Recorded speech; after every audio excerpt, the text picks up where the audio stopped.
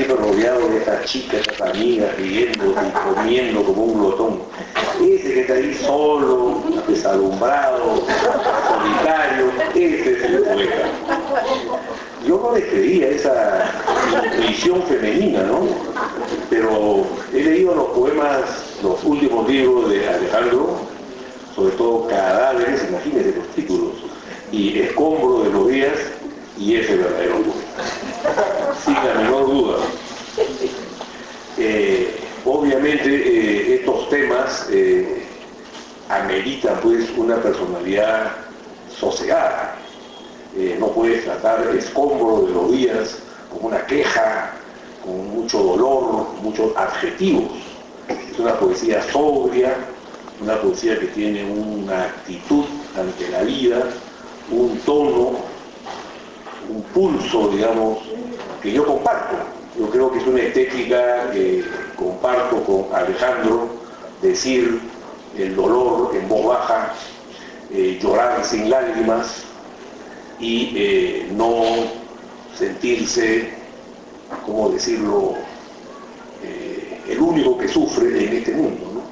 Sino que es parte de la condición. Este es un libro duro, ¿no? Presentarlo me pone un poco nervioso. Definitivamente el tema de la muerte es el tema central. Brindemos con una copa de vino, digamos, algo que Alejandro lo toma no con naturalidad, sino como parte de la vida. Es su padre, toda la primera parte. El libro tiene 4 partes, y el primero se llama, más o menos se llama Un cuerpo que se va lentamente. Está en el hospital, me recuerda un libro último de Pablo Guevara, que se llama Hospital, ¿no? Pablo está muriéndose en el hospital del empleado, probablemente, ahí se mueren todos, en el hospital del empleado. Y el hospital es el escenario de esta primera sección del libro de Alejandro Susti. Es un sereno dolor reflexivo, es una aceptación serena de la muerte. Yo comparto con él la estética del cuerpo, ¿no? Toda esta sección está centrada en el cuerpo que retrocede hacia la luz. Puede ser la única imagen espiritual, la única imagen, si se quiere, religiosa de Alejandro. La ausencia más bien de cualquier referencia religiosa le da a su tono un tono sombrío, pero al mismo tiempo humano, en la medida en que así es la vida.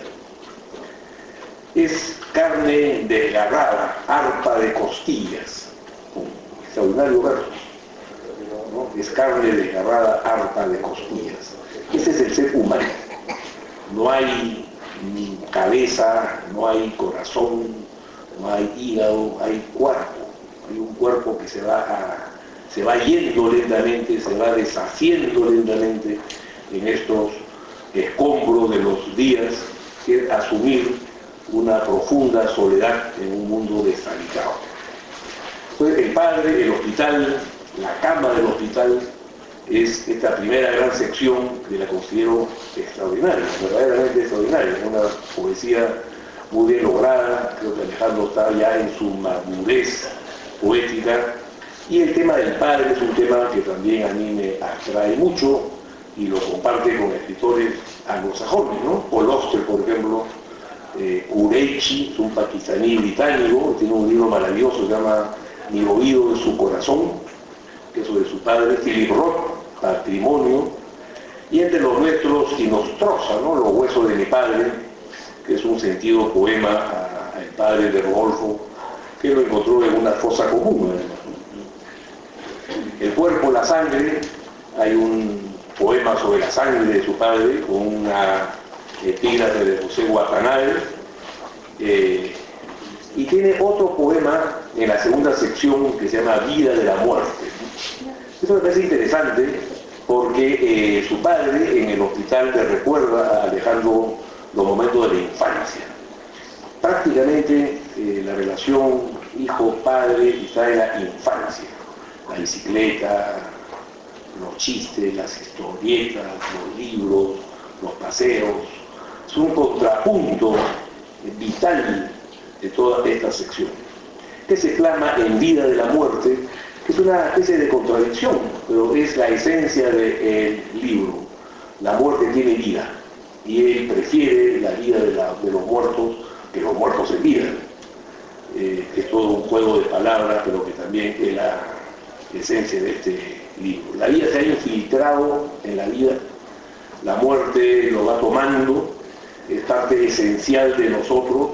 Él la ve llegar, ve los heraldos negros, como un guiño a César Vallejo, la ve desenvolverse y también incluye después en una tercera sección fuego, que nunca se olvida, eso que no se debe olvidar nunca, la pasión, el amor, el sexo, el orgasmo, ¿no? El vivir, el mismo cuerpo, como decía Blanca Varela, el mismo cuerpo que nos da dolor y placer.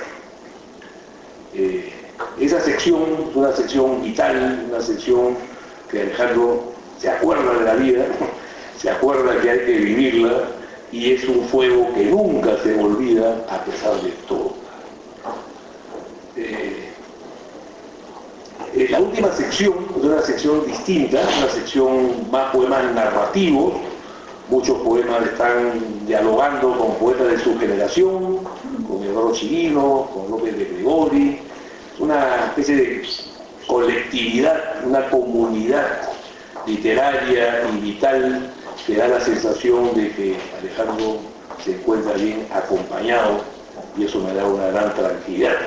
Voy a decir a mis amigas que no se preocupen tanto, que no está tan solo, que tiene amigos, que tiene familia, que lo quieren, a pesar que su último poema, Cenizas, nos anuncia que todos terminamos en ese final definitivo. Creo que este es un libro importante, es un hito para Alejandro, y yo lo llamo el poeta insular, el poeta marginal, como debe ser todo poeta. Un poeta trabaja su obra en la sombra, en el silencio, en la profundidad y en un buen brindis con los amigos, que es esta noche. Muchas gracias.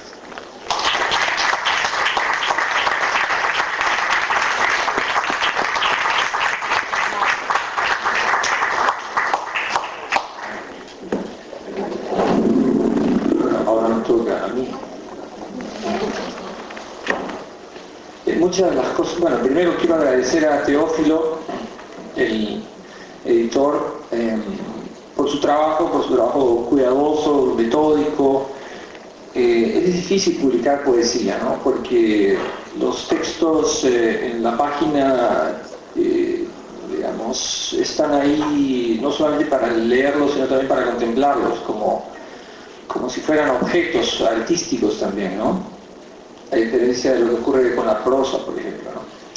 Y ese cuidado en la edición es fundamental. En un libro de poesía no se puede descuidar eso, ¿no? He tenido experiencias anteriores y puedo decir eso ahora, ¿no? Y bueno, en relación al libro, como les contaba Teófilo, el libro yo lo decidí presentar el año pasado. En realidad es un libro que no me tomó tanto tiempo como otros libros hacerlo, ¿no? El libro anterior, que se titulaba Cadáveres, fue un libro que tomó mucho más tiempo. Y claro, el problema cuando un libro toma tanto tiempo es que empieza a volverse más heterogéneo, ¿no? O sea, su forma empieza a dilatarse. En este caso, los primeros poemas los empecé a escribir probablemente a fines del año 2009, más o menos, cuando mi padre empezó a ponerse mal, o sea, eso fue probablemente en noviembre del 2009. Y este libro, en realidad, no solamente se lo he dedicado a mi padre, sino también implícitamente a mi familia, ¿no? Porque tengo una familia un poco que ha sufrido mucho a lo largo del tiempo, ¿no? Mi madre y mi hermano sufren de esquizofrenia, entonces cuando mi padre se puso mal, yo, bueno, también con el apoyo de Jimena y el apoyo también de una técnica que ha estado siguiendo la casa, que se llama Gladys, pudimos pues ir cubriendo todas las necesidades, ¿no? La casa de mi familia realmente era un hospital, ¿no? O sea, el hospital no solamente es de Rebagliati, sino era la casa en la que vivían mis papás. No había día en que no se necesitara conseguir alguna medicina, y en particular en el caso de mi padre, ¿no? Que estaba ya, bueno, prácticamente rendido, ¿no? Entonces en ese momento yo, no sé si subconscientemente, cómo será, pero yo empecé, bueno, a escribir sobre eso, ¿no? Sobre todo lo que estaba viendo, sufriendo y también recordando, ¿no? De lo que era la infancia, porque cuando el padre se empieza a ir, entonces uno siente quizás la necesidad de guardar lo poco que te va quedando de él. Entonces, yo recuerdo que llegaban los domingos y yo tenía que cambiar a mi padre, o sea, cambiarle los pañales, ¿no? Cosa que no sé si él hizo alguna vez conmigo. No la hizo, porque me dijo un día, que cómo podía hacer yo eso, que él no lo había hecho conmigo, ¿no? O sea, cambiar los pañales. Y entonces, bueno, yo veía pues, su cuerpo, ¿no? Veía los huesos, veía su piel, y todo pues una experiencia bastante fuerte, ¿no? Que al fin y al cabo me hizo crecer también muchísimo. Cuando ya él se puso mal, felizmente fue una época en la que yo podía atenderlo, y entonces yo iba al hospital de Rebagliati, ¿no? Ahí en por Salaverry. Y esa también puede ser una experiencia durísima, o sea, estar en emergencias, esperar horas y horas y horas, y ponerse a conversar con él, pues, ¿no? Uno de los temas que siempre frecuentábamos era el tema del fútbol. Mi padre era chileno. Entonces, tú te acordarás, Valo, en la época en que jugaba Perú-Chile en los años 70, ¿no? Cuando eran ahí mismo han jugado, ¿no? Yo recuerdo que, por ejemplo, no podíamos ver un Perú-Chile delante del mismo televisor, nosotros dos. O sea, era porque al final nos íbamos a trompear, ¿no? Esto era en mi adolescencia, cuando yo tenía 15 años aproximadamente. Entonces, recuerdo una vez que estaba jugando Perú-Chile y creo que él lo estaba viendo arriba, yo lo estaba viendo arriba en el segundo piso de la casa y él estaba abajo. Y cuando había un gol chileno, bueno, escuchabas el grito abajo. Y cuando había un gol peruano, pues yo me ponía a gritar como un loco, ¿no? Porque quizás ese era el tema en el que más coincidíamos con mis padres, ¿no? Siempre la comunicación con los padres es difícil. En mi caso fue también así. Hubo un momento en que ya no, por una serie de razones que no tiene ya sentido citar, pero el asunto está en que siempre hubo una especie como de distancia, ¿no? De silencio entre los dos. Entonces quizás eso también he querido yo llenar con el libro, ¿no? Una manera de volverme a acercar a él, no sé. Entonces en el libro hay algunas escenas de la infancia, de nuestra infancia, o sea, por ejemplo a él le gustaba mucho filmar películas. Y tenía una cámara de 8 milímetros. Hay un poema que se llama 8 milímetros, que está basado en unas escenas que están en una filmación que él nos toma cuando teníamos 4 años, 5 años, no recuerdo bien. Está también mi hermano. Esto es en un campo de golf, me parece que es en la planicie, no me acuerdo bien. ¿Cómo me voy a acordar? Hace tanto tiempo de eso. Pero veo el campo de golf, entonces al ver esta película escribo el poema. Después hay otro poema sobre el aprendizaje de la bicicleta, ¿no? Cuando se monta bicicleta. Después hay otro poema que es sobre lo que él me contaba cuando estaba en el hospital. Pero cuando él llega al hospital, él está ya mal porque tenía insuficiencia renal, entonces los riñones ya no trabajaban bien, entonces la sangre se iba llenando de toxinas. Entonces se confundían los tiempos, las ideas en su cabeza, ¿no? Era el menor de sus hermanos, entonces me empezaba un día, por ejemplo, no sabía quién era él, qué hacía él. Yo recuerdo una vez cuando fue Jimena al hospital conmigo, un momento nos pregunta qué cosa es el tiempo. Nos hace esa pregunta a mí, y también creo que estaba mi mamá, ¿qué es el tiempo? Me empezaba a decir. Y yo qué cosa le podía decir, o sea, no había respuesta, ¿no? Otro día agarró y me dijo, este hotel te va a costar muy, muy caro, me dijo. O sea, pensaba que el hospital era un hotel, ¿no? Otro día vio el crucifijo en la pared y me dijo, mira, ese fulano está llevando un par de esquíes sobre sus hombros. Y luego me di cuenta que él en realidad estaba pensando en su adolescencia. Cuando él había sido adolescente, él había sido esquiador. Él había esquiado en Chile, ¿no? Él se fue muy temprano a Chile. Él había sido esquiador, entonces él se estaba viendo quizás en ese crucifijo. A mí la imagen me pareció asombrosa, ¿no? Claro, le tuve que explicar, no, papá, ese es un fulano que nosotros nunca hemos sido muy religiosos. Nunca, yo les digo que estudié en un colegio, estudiamos bajo mucho de lo que están acá, en un colegio laico y bueno, esa es otra historia. Entonces, y luego otro día mi padre me cuenta por enésima vez, porque me contaba las historias una y otra vez, de manera tal que yo las tenía absolutamente grabadas en mi mente. Me contó la historia de cómo un día él salió con su padre a cazar en Chile, y el padre le gustaba mucho cazar palomas, entonces un día le pidió a mi papá que le tomara una fotografía con todas sus palomas ahí, rodeado de pichones, creo que era lo que cazaba el viejo, el abuelo.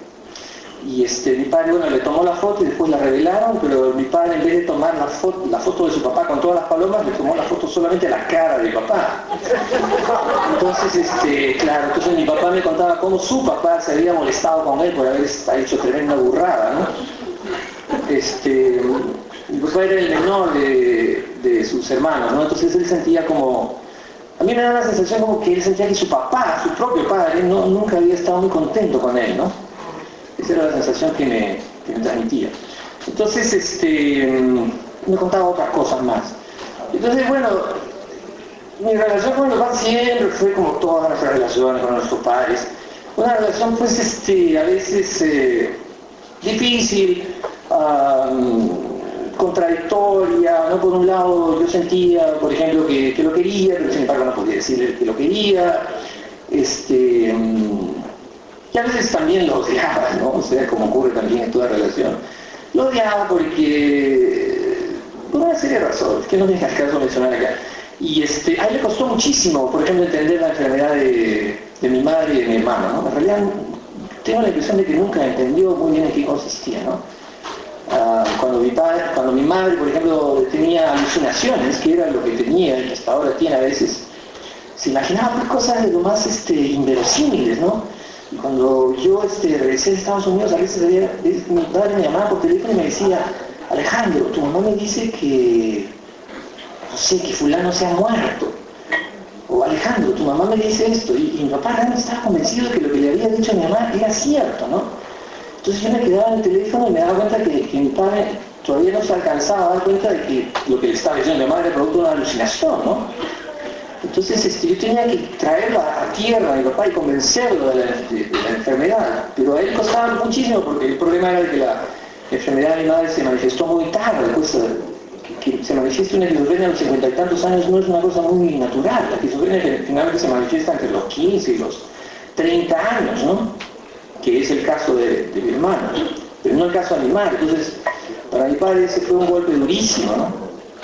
Entonces, bueno, quizás también yo, para que su sufrimiento no fuera tal, yo tomé la posta, pues, ¿no? O sea, yo tenía que tomar la posta. Para mí regresar al Perú, después de varios años vivir afuera, fue también eso. Entonces el libro creo que tiene que ver con toda esa experiencia, con todo ese dolor, con toda esa marca que está en la familia, ¿no?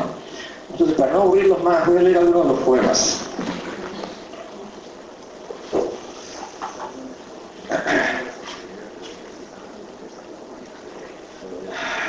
Este poema se llama Cama de Hospital, y eso lo escribo ya cuando él ha muerto. Dice, cama de hospital. En cada cama de hospital yace un corazón de terciopelo, varado por el mar. Un rumor de pétalos cediendo, feroz prodigio de la muerte, de sórdidos cascos y coces que relumbran. En cada cama de hospital, arañas tejedoras desalojan nervios, uñas, dientes y conducen telégrafos de ruina.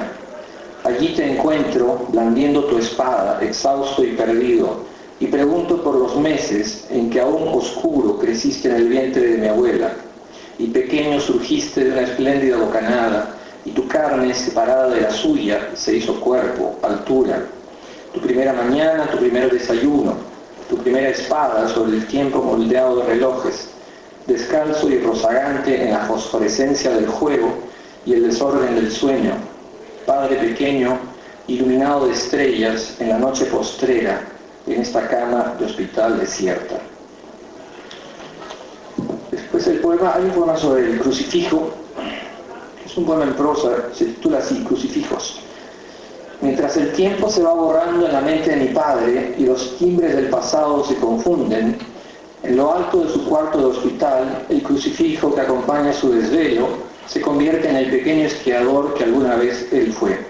Cristo, me dice, lleva en sus hombros 2 enormes esquíes de madera y desciende la escarpada ladera de la montaña, rumiando el fracaso repetido en la nieve. Mi padre, convencido del hallazgo, me lo repite una y otra vez. Borrado por el tiempo y la escalera de los días, el crucifijo es el rastro escarbado en la memoria, el pacto que nos avecina a la muerte y la hace nuestra, suya, mía. Bueno, hasta este poema que es sobre las escenas en el campo de golf, el que se titula 8 milímetros, dice: en cuclillas, cámara en mano, un domingo cualquiera lo veo, de saco y corbata, filmando a sus hijos sobre el césped azulino de un campo de golf. Una banderilla ondea entre las retamas. Allí comienzan los días y el color persiste en un film de 8 milímetros, brotando desde nuestras camisas. Mi padre capta el instante en que todo se transfigura en un rumor de ramas, agazapado como un gato, acechando el instante en que la brisa y el brillo nos hará más bellos que el mismísimo campo y sus domingos de saco y corbata.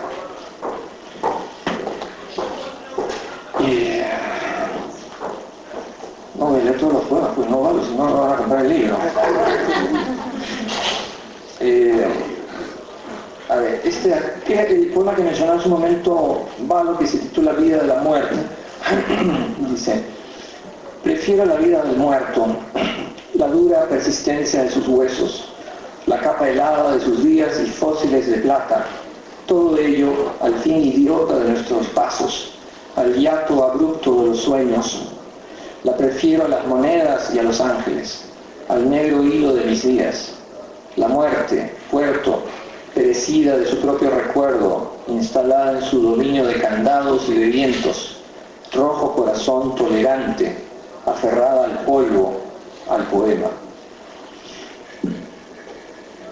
Y para terminar, leeré un poema, el último poema. El último poema, que se titula Cenizas. Es el último poema que voy a escribir en toda mi vida.